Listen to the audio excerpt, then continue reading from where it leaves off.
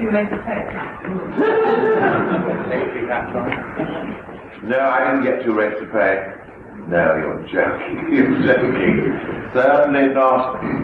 Same way to pay. But a lot of screen time. A lot of screen time. Kept on seeing my face. A lot of the gentleman there.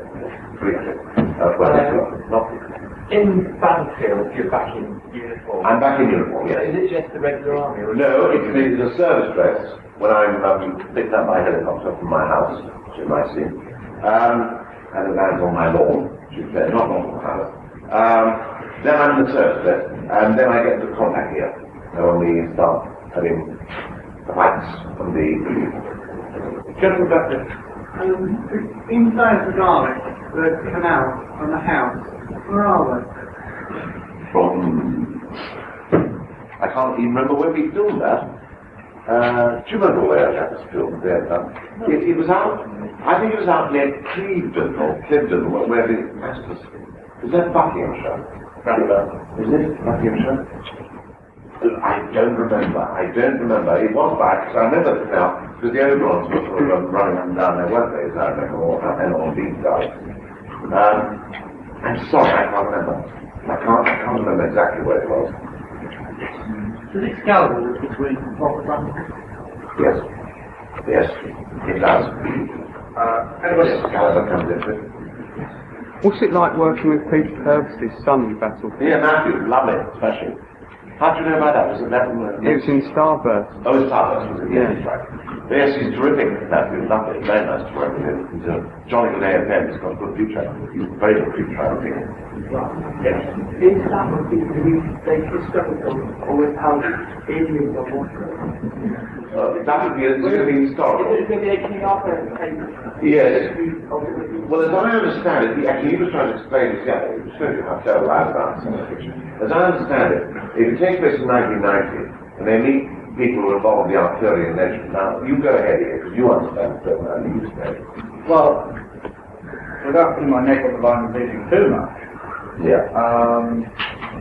The two elements of time converge because not in the context of the story. There are two factions that come together, and one you can say is from the past. That's the King Arthur. And the modern lot, led by this gentleman here. But there are two lots of time coming together.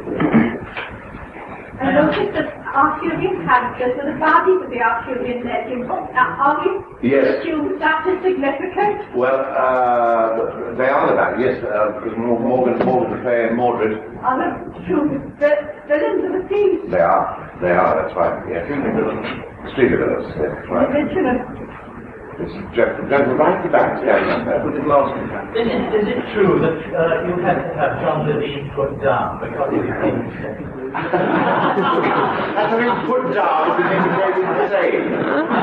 He's not appearing with you at the next No, he's not appearing with you at the next one, no, but we did have to put him down because John and I have done quite a few conventions in America in the last few years, and indeed in Britain as well. And no, he's not insane, he's in the Caribbean.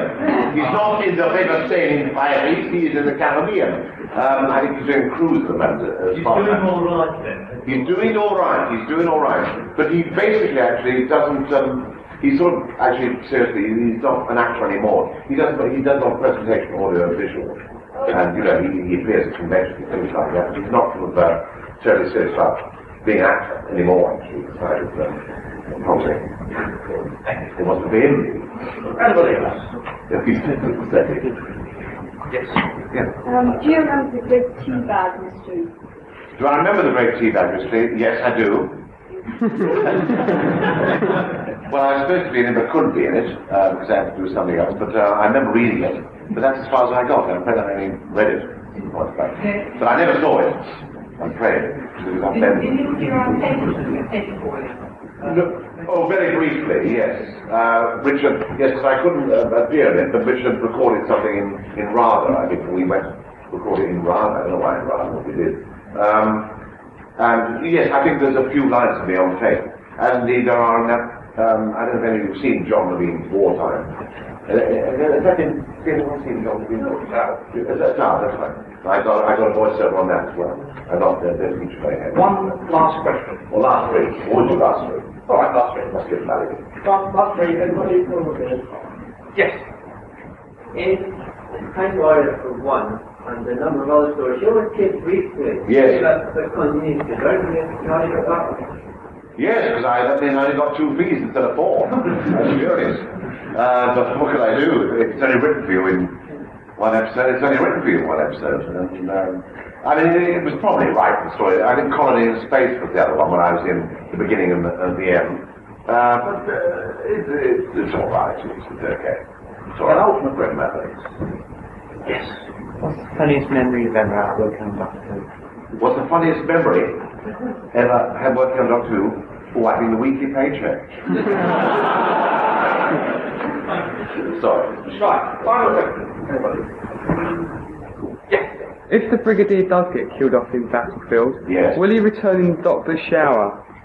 Returning the Doctor's...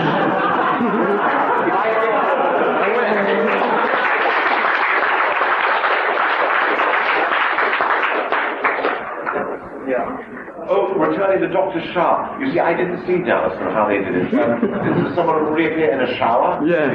Why in a shower? Well, it was all a dream. Oh, it was all a dream. I'll make a note of that. I don't mind appearing in someone else's shower. Right. Thank you, everybody, and would you please applaud the room?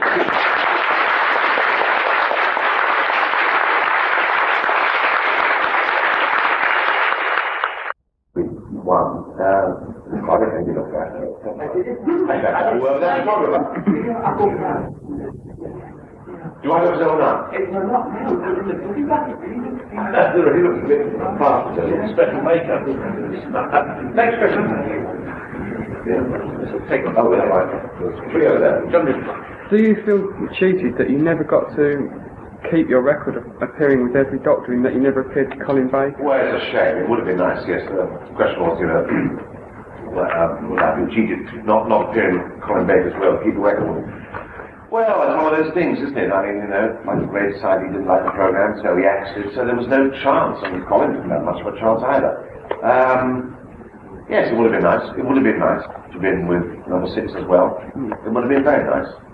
But this time we've run number 7. Yes, it's a shame, but that's life. Gentlemen, right at the back. Colin Baker's moment of doing Doctor Who with his entry. Yes. It's like charging up on the stage to actually do it. What I want, sorry? I feel like charging up on the stage for a theory. Oh, yes, I wouldn't mind. If they didn't mind, I wouldn't mind at all. Yes, as long as we rehearsed the clock. Yes, I saw that. I saw it at Wimbledon with John Pertwee just at the end of its first 2-week run. Very effective. I was very good effects indeed those days. Yes, I wouldn't mind charging up. Wrecking his performance. When you did the morning Brigadier, 2 Brigadier, Yes. did you play all the parts that moved one into the other, or was that somebody else? Well, no. I played both Brigadiers. I played. The only, obviously, if you remember, more than I did. Yes, I played them. But of course, when the Brigadier 1 meets Brigadier 2, and this is what's it called, the Slimovich Invitation, or Slimovich Invitation, I call it. Slimovich they had to get a double for me, and then they put the camera on me with the double, and then the camera on the other me. You see what I mean? With it. So, but I played both. Yes, it was. I had to concentrate very hard. It wasn't easy because the scenes kept on coming with rapidity, very fast. From one Brigadier 2. You have to remember, the Brigadier 2 was not only older, but he was a bit more, you know, very down because he had his nervous breakdown and he let himself. Well, I mean, wouldn't you let yourself? I had a nervous breakdown. And to remember the sort of upstanding Brigadier 1. So you have to sort of keep your wits about it. Anybody further back? Yes, gentlemen. Did your uniform still fit you when you... Which one?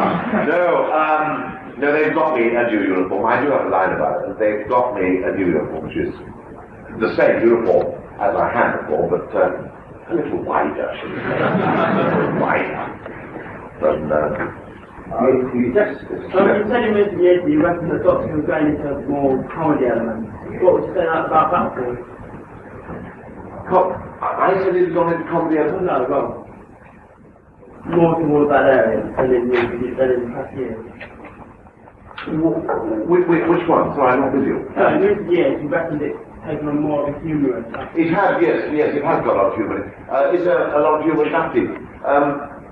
Not a certain, a modicum. I'm glad to say that most of my lines have an element of humour. Not too much, not ODT, but a sort of irony. But I suppose there probably isn't as much as there has been in maybe in recent books. Not I've seen performance last year. I don't know. Not that much. Not so jokey. No, it's not. No, not so much. I don't know. There's a gentleman behind there.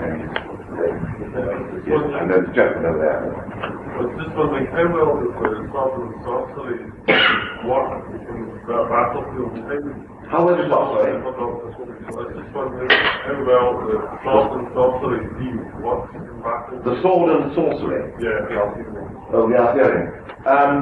Works fine. Works fine. Jean Marsh is a very striking Morgan Le Fay. She's got a marvellous outfit. She really has learned to cut her nails. You should see those nails she's got there.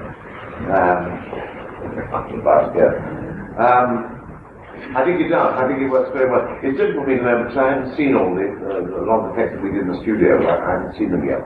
But I think they're going to work very well indeed. Right, that gentleman's back. You know what I'm referring to when I mentioned the monologue Ian Master wrote to you about birthday presents? Sorry, Ian Master's monologue. your monologue, yes. Have you ever been asked to professionally narrate that? No, I haven't. Would you like to? At some point? I wouldn't mind, yes, at all. I mean, I've got copies of it still, and often, I do it sometimes if people haven't heard the conventions. I do it, as you know, at conventions. Heard Ian read it. Right, yes. Oh, you heard Ian read it as well.